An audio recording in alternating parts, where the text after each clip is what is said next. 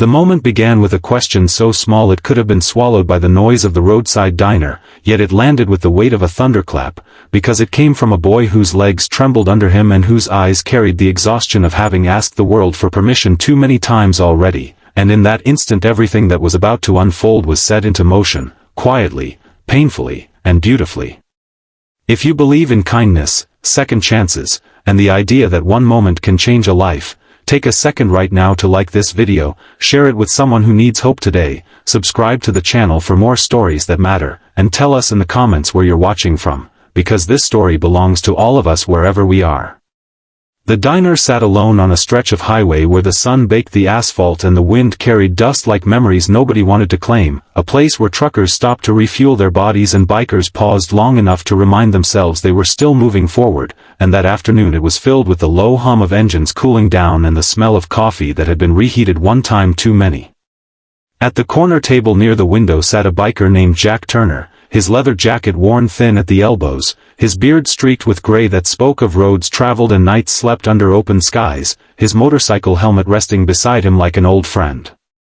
Jack had the posture of someone who had learned to occupy space defensively, shoulders wide, eyes cautious, a man who had learned the hard way that softness often came with a cost. People looked at him and saw danger or trouble or a past they didn't want to know about, and Jack had long stopped correcting them. Across the room, near the counter, stood a boy named Ethan Miller, no older than 12, his body thin and slightly twisted by a condition that made walking a slow and careful process, his right leg braced with metal supports that clicked softly every time he shifted his weight. Ethan's mother worked double shifts at the hospital down the road, and this diner had become their in-between place on days when appointments ran late and buses ran slow. That day, his mother had stepped outside to take an urgent call, leaving Ethan alone with a tray of food and a room full of strangers who seemed taller, louder, and more certain of their place in the world than he felt. Every table was full, except the one Jack occupied alone, and Ethan stood there holding his tray as the second stretched, feeling the familiar heat of embarrassment crawl up his neck as eyes glanced at him and then away, pretending not to notice. Ethan had learned early that asking for anything was a risk. He had learned it from playgrounds where kids ran past him without slowing, from classrooms where teachers spoke to him with forced cheer, from adults who smiled kindly but quickly moved on. His disability was visible, undeniable, and it made him feel like an interruption, a problem to be solved or avoided. Still, hunger and fatigue pushed him forward, and with a deep breath that shook his chest, he moved toward Jack's table, each step a quiet act of courage. The biker looked up slowly, his eyes sharp at first, then unreadable, and the room seemed to hold its breath without knowing why. What happened next did not announce itself with loud gestures or dramatic words. It began with a pause, a long one, where Jack studied the boy in front of him, noticing the effort it took for Ethan to stand straight, the way his fingers tightened around the edge of the tray, the hope and fear battling behind his eyes. Jack's past flickered through his mind like an old film reel, memories of hospital corridors, of a younger brother named Michael who had never learned to walk without help, of the day Jack had ridden away from a life that hurt too much to stay in. He had buried those memories under miles of road and layers of leather, telling himself that moving forward meant never looking back, but here they were, rising up at a diner table on a nameless highway. Jack shifted in his seat and did something no one in the room expected. He moved his helmet and slid his chair back, making space where there had been none before. It was a small action, almost invisible, but to Ethan it felt like a door opening after years of being locked out. He lowered himself into the chair carefully, his body tense as if waiting for the moment to be taken back, but it never came. Instead, the tension in his shoulders slowly eased as he realized he had not been rejected. Around them, the diner returned to its rhythm, forks clinking, coffee pouring, life continuing, but at that table something had shifted. As they sat there eating, the silence between them was not awkward but heavy with things unsaid. Jack noticed how Ethan ate slowly, methodically, conserving energy, and how he kept glancing up as if to make sure he was still welcome.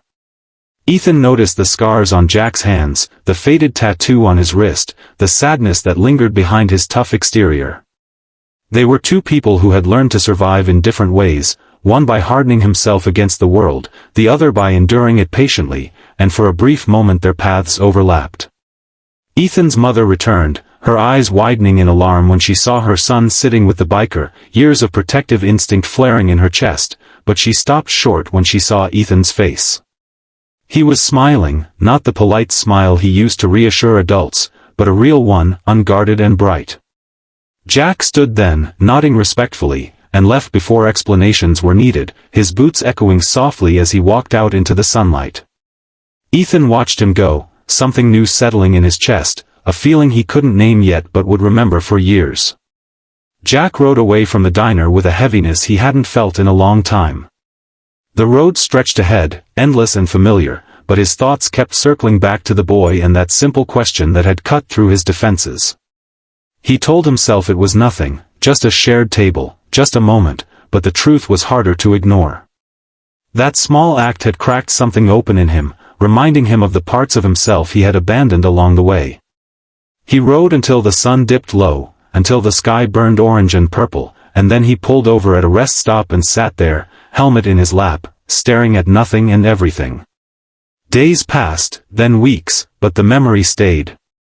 Jack found himself noticing things he had long ignored, the way people avoided eye contact with those who seemed different, the way kindness was often rationed as if it were a limited resource. He began stopping more often, talking less, listening more. He volunteered one afternoon at a roadside charity event almost by accident, and then again the next week on purpose. He told himself he was just killing time, but deep down he knew he was searching for something he had lost. Months later, Jack found himself back on that same stretch of highway, the diner glowing like a beacon in the dusk. He didn't know why he stopped, only that something pulled him there. Inside, the familiar smells and sounds washed over him, and then he saw Ethan again, taller now, still moving carefully, still carrying that quiet determination. This time, Ethan recognized him immediately, his face lighting up with surprise and something like relief. Jack felt his chest tighten, emotion rising unexpectedly, and he realized how much that brief encounter had meant to both of them. They didn't need words to understand what the moment had given them. For Ethan, it had been proof that the world could make space for him, that he did not always have to apologize for existing. For Jack, it had been a reminder that his capacity for compassion was not gone, just buried, waiting for the right moment to resurface. The diner staff watched from a distance, sensing the significance without knowing the story, and for once, no one rushed them, no one interrupted. Ethan's mother thanked Jack later with tears in her eyes, telling him how her son had talked about that day for weeks, how it had changed the way he saw himself, how he had started raising his hand more in class, started believing that he belonged. Jack listened quietly, the weight of her words settling over him like a blessing and a responsibility. He realized then that kindness did not require grand gestures or heroic acts, only the willingness to make room, to say yes when it would be easier to say no. As Jack rode away again, the road felt different beneath him. It was still long and uncertain, but it no longer felt empty. He carried the knowledge that a single moment, a single choice, could ripple outward in ways he might never fully see. Ethan went on to grow stronger, not just in body but in spirit, carrying with him the memory of a stranger who had seen him and made space without hesitation. If this story is touching your heart right now, if you feel that quiet ache that comes from recognizing your own moments of hesitation or kindness, please take a moment near the end of this video to like, share, and engage, because stories like this only travel as far as we carry them. Before this story ends, write in the comments the word kindness and share one small act you believe can change someone's life, because your words might be exactly what someone else needs to see today. The truth is, unbelievable things rarely arrive with fanfare. They slip into our lives disguised as ordinary moments, as simple questions asked by trembling voices, as choices made quietly at a diner table. And sometimes, all it takes to change a life is the courage to make space for someone who has been told too often that there is none.